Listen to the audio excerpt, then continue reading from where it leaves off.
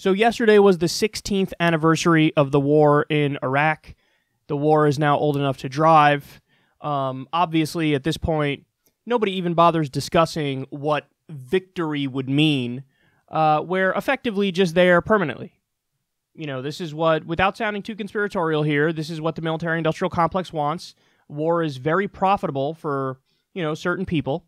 And this isn't just me talking here. This is Republican President Dwight Eisenhower who warned against the military-industrial complex. He basically said that when war becomes profitable, you're going to have, you know, people pushing for war more often. And, you know, Smedley Butler before him warned that war is a racket. And you can go read what he said. It's absolutely eye-opening. But there are some people who've been right about this stuff all along. So with Iraq, we were lied into that war. We were told, oh my God, Saddam Hussein was responsible for 9/11. That's not true. Then the goalpost moved to, oh, he's in part responsible to it because he had an alliance with Osama bin Laden. That's not true. Then we were told, oh, he has weapons of mass destruction. Now, the implication was he has weapons of mass destruction, and obviously he's going to use them on Toledo, Ohio. That's why we have to do something. Needless to say, that's not true. That's absolutely ridiculous. The idea that this tin pot dictator would do an offensive attack against the world's sole superpower is laughable. But nonetheless, this is what was pushed on us so that you scare people to believe there's an imminent threat. And remember, we were all on edge. It was 2003. 9/11 just happened in 2001. We were already in Afghanistan for 9/11. But the idea is whip up fear and then make it so that everybody goes, okay, whatever, do whatever you got to do to keep us safe. And then, you know, they ended up taking advantage of this, going over there. And it was an epic disaster. It was an illegal offensive war against a country that didn't attack us. It cost a tremendous amount of money, a tremendous number of lives.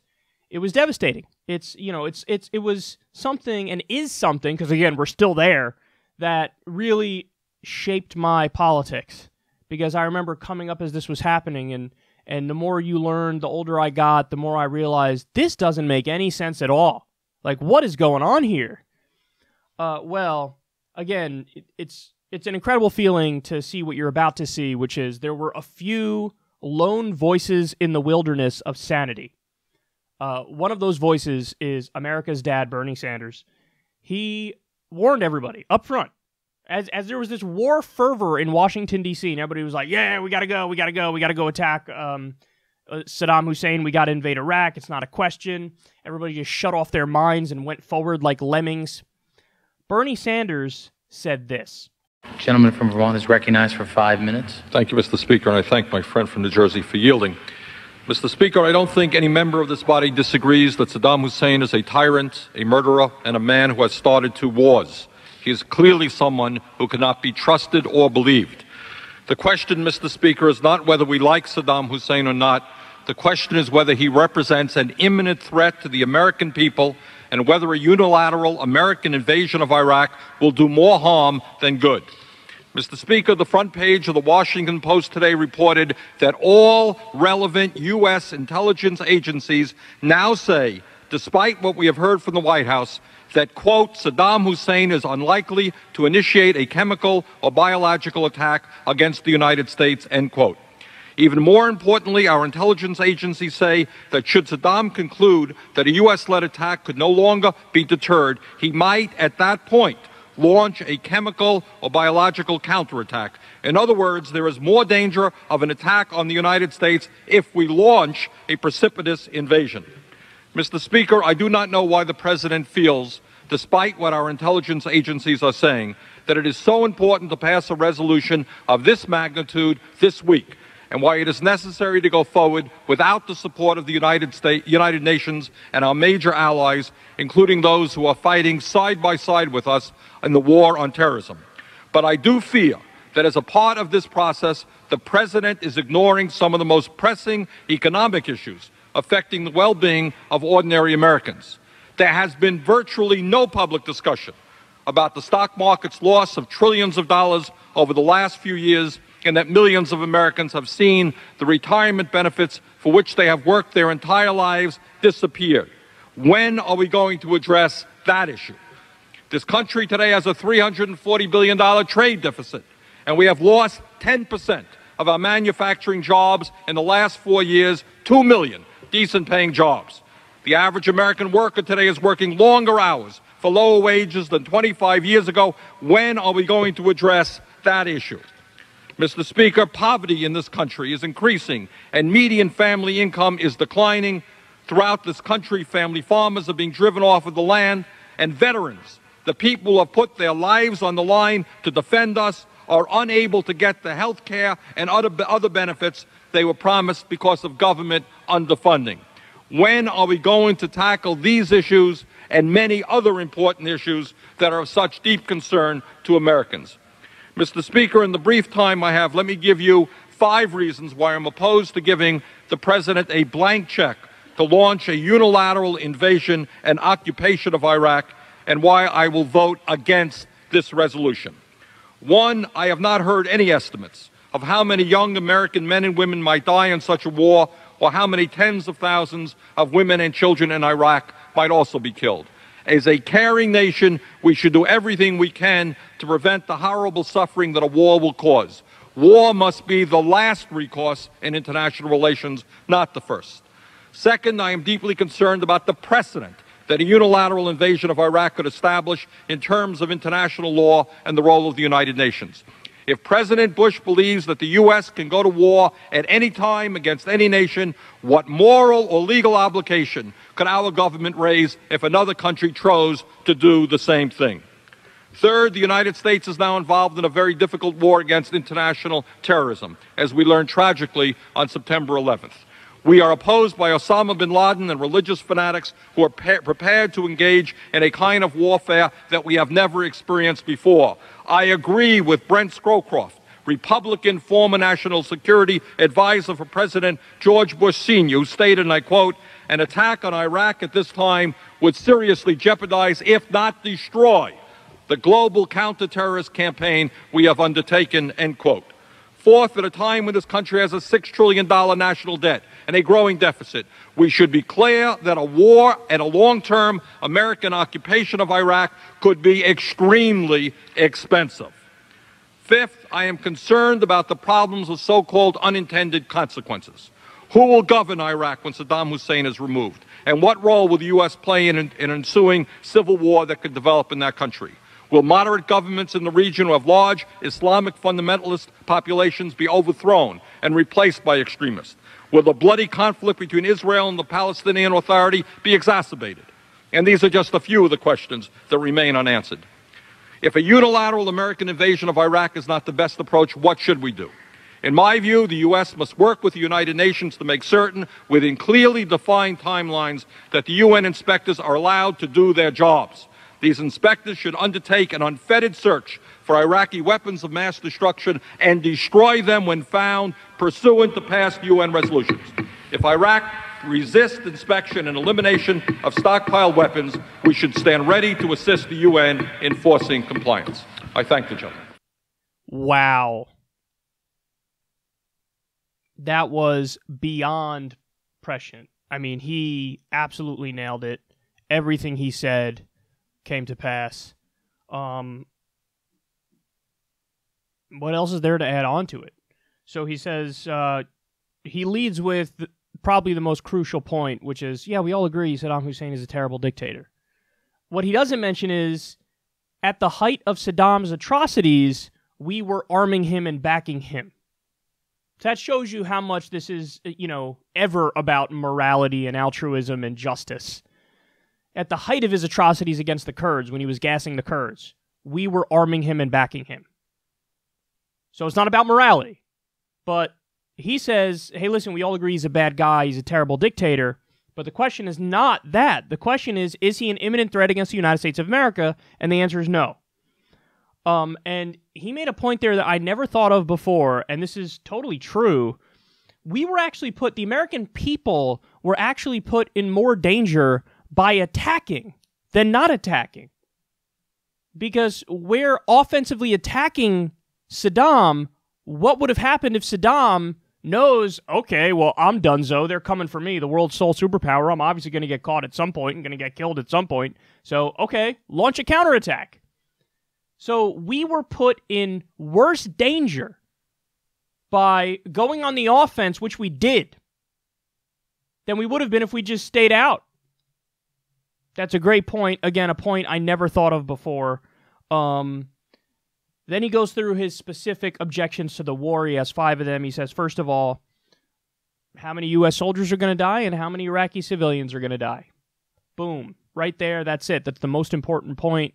And, we have the numbers. U.S. soldiers dead, at least 4,400.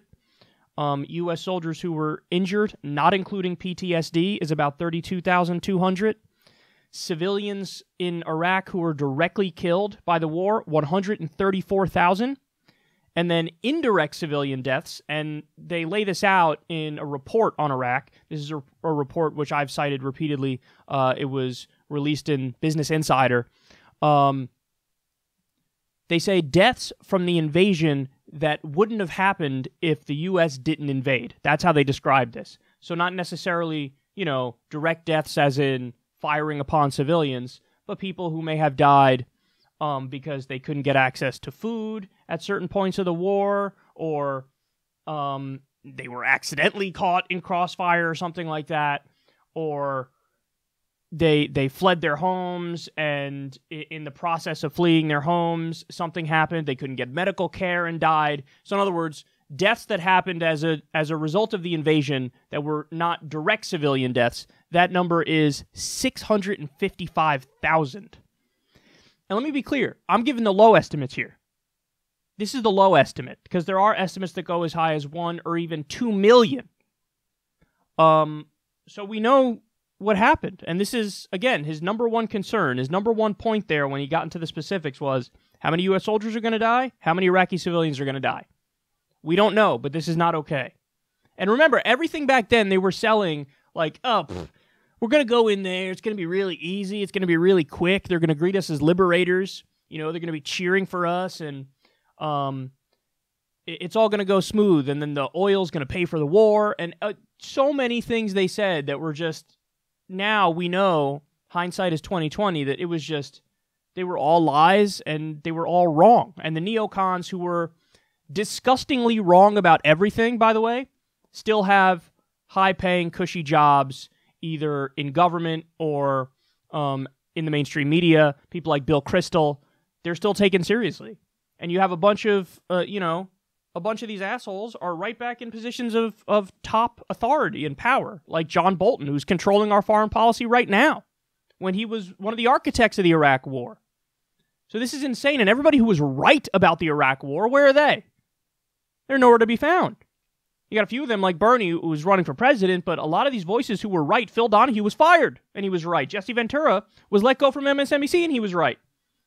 Was it MSNBC? Don't quote me on that, but I know Jesse Ventura lost his show because he was correct about the Iraq War. They didn't want any dissenting voices at the time because the country was in a war fervor because of what happened on 9/11. The approval rating for George W. Bush at the time was through the roof because everybody thought, I don't know, I guess he's just trying to protect us. And the few dissenting voices shoved to the side. His second point was, well, hold on now. What about precedent for international law? If we set the precedent that a country is able to illegally, offensively invade a country that didn't attack them, you do realize that destroys the whole international order. Because that is wildly against international law. The UN did not approve this. This is... You're not doing it for self-defense. So now what happens when, I don't know, say Russia decides to waltz into Crimea and say, ours? Yeah, we just took it. What are you going to do about it? What do we get? What do we say? What do we get to say? Oh my goodness, but it's against international law to go into countries that didn't attack you and take them over. To which they respond, hey bitch, you're the OGs in that game. So who are you to lecture us? Destroyed all of the international order in one fell swoop. And I know that in U.S. circles, in elite circles in the U.S., that they think like, well, no, we're above the law. But that argument does not work logically, and it's not something that anybody else around the world accepts. So that's not a point. That's a non-point, and it exposes you as an idiot. So we destroyed the international order casually, and the only person who was warning about it was Bernie Sanders. Whoa, what about the precedent here? What are we doing? Are we seriously going to do this? And then the third thing he says, if we go into Iraq, that actually hurts the counterterrorism effort. So at the time, we were already in Afghanistan. And we were in Afghanistan because of 9/11. Al-Qaeda was being protected by the Taliban. So we went in there and we said, well, we're going to get Al-Qaeda. Taliban better stop protecting them. And that was the war that was viewed as the direct response to 9/11, but they were building a case for Iraq, which had nothing to do with 9/11, but they pretended it did have something to do with 9/11. And basically Bernie's point was you're wasting resources and you're actually going to make the terrorism problem worse by breaking a region of the world, which then creates a power vacuum, which gets to the fifth point he made, which is unintended consequences. So you're going to break Iraq, then who's going to fill the vacuum? And then what happens when a civil war erupts between Sunni and Shia and Kurds? Which, by the way, this all happened. That all happened. You broke the region, and guess who filled the power vacuum? Al-Qaeda, and then later on ISIS. There was no Al-Qaeda in Iraq before we invaded Iraq. We went into Iraq, we broke the region, and then Al-Qaeda got extremely powerful, and they had pockets of control in Iraq. And then, of course, you embolden Iran, because Iran started backing Shia militias in Iraq. And listen, it's hilarious because there's actually a video of Dick Cheney. Remember, Dick Cheney was not just George W. Bush's vice president and evil dark Sith Lord. He also was in George H.W. Bush's administration. And there's video of him back during H.W.'s time in office where when they did the first Gulf War, they were questioning, okay, should we go in and topple Saddam, go further, go into Iraq and topple Saddam? And Dick Cheney was like, no. And H.W. was like, no. And then you listen to them, and they said basically what Bernie said here. They were like, well, if we go in there, what happens? We topple Saddam, and then what? Who's going to fill that power vacuum? Is it going to be a Sunni government? Is it going to be a Shia government? Is it going to be a Kurdish government? Is there going to be some bad actors filling the vacuum? Is it worth it to totally destabilize the region because we don't like this one character? So Dick Cheney actually laid it out back in the early 1990s. And then he was one of the architects of the second Iraq war in 2003, and we know what happened, and it was Bernie who was warning everybody, no, don't do it. Don't do it. And then, of course, the other point, this was his fourth point, he said, it's going to be extremely expensive. Now, if you want some numbers on that, well, let me give them to you. Direct war spending as of 2013, so this is as of a while ago, direct war spending was $1.7 trillion. We had already spent $1.7 trillion as of 2013. Goodness gracious me.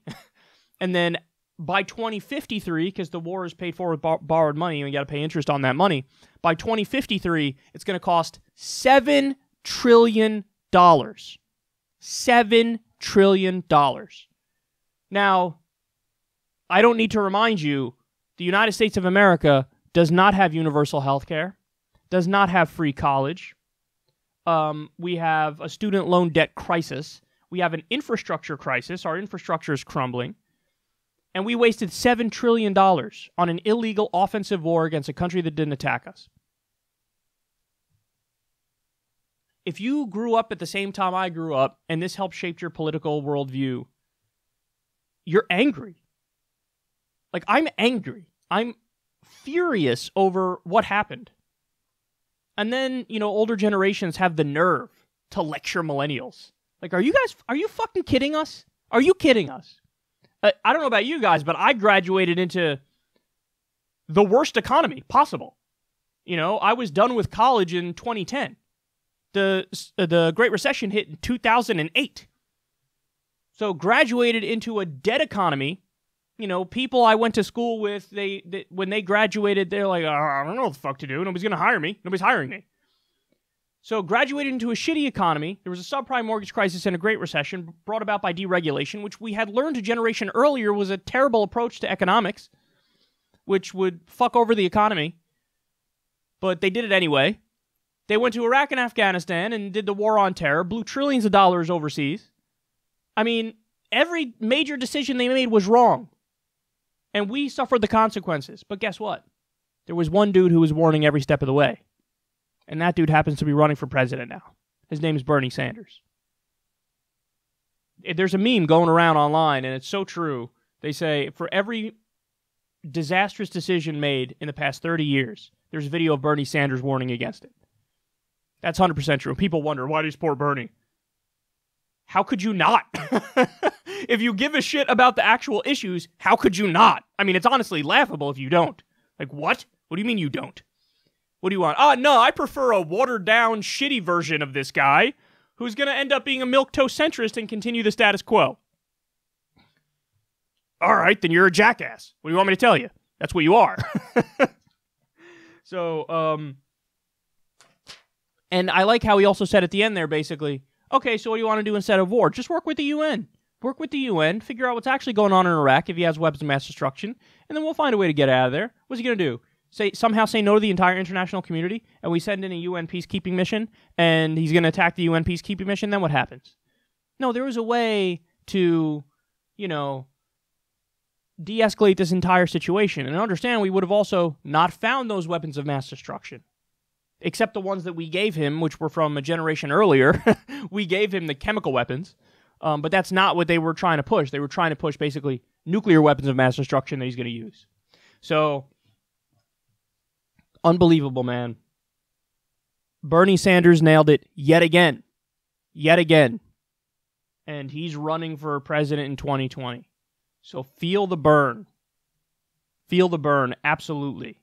Because you need somebody who's right on this stuff in the moment when it matters. There are videos of Bernie Sanders defending gay people in the early 1990s. You know which other politicians were defending gay people in the early 1990s? None. They didn't exist. They didn't exist. It took Hillary until 2013 to come out in favor of gay marriage.